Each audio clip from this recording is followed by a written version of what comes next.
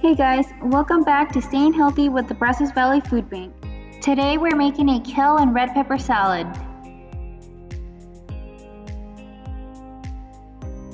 Here I've already rinsed my kale and I'm going to start off by removing the stems and then I'm just going to chop vertically. Dark green veggies are one of the most underconsumed veggie groups, but they're really affordable and you can cook them many different ways. The reason we talk about kale so much is just because it's such a great source of many vitamins and minerals, including fiber. There are many different ways to dice a red pepper, but I like to start off by holding it on the top and then I make vertical cuts down the side, and then I'm going to take every individual piece and I'm going to cut it into thin slices, and then I'm just going to make vertical cuts down the side, and that's how you dice a red pepper. One of the most important things when it comes to nutrition is variety, especially variety within our veggies. Red veggies are also really underconsumed, and they're really great sources of vitamin A and vitamin C, both really important for a healthy immune system. Next time you go to the grocery store, pick out 2 to 3 different veggies.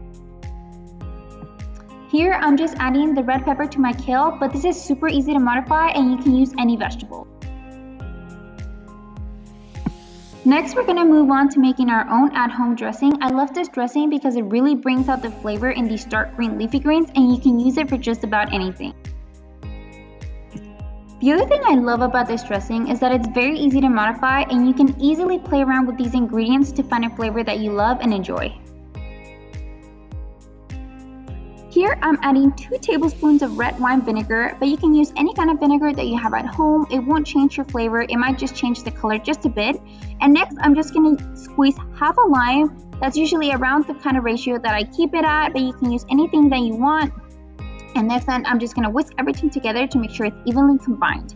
Next, let's go ahead and talk about olive oil for just a second. We know that it's an anti-inflammatory, it can help combat inflammation in the body, but it's also been associated with a lower risk for heart disease, including lower blood pressure. It's just a great option to use.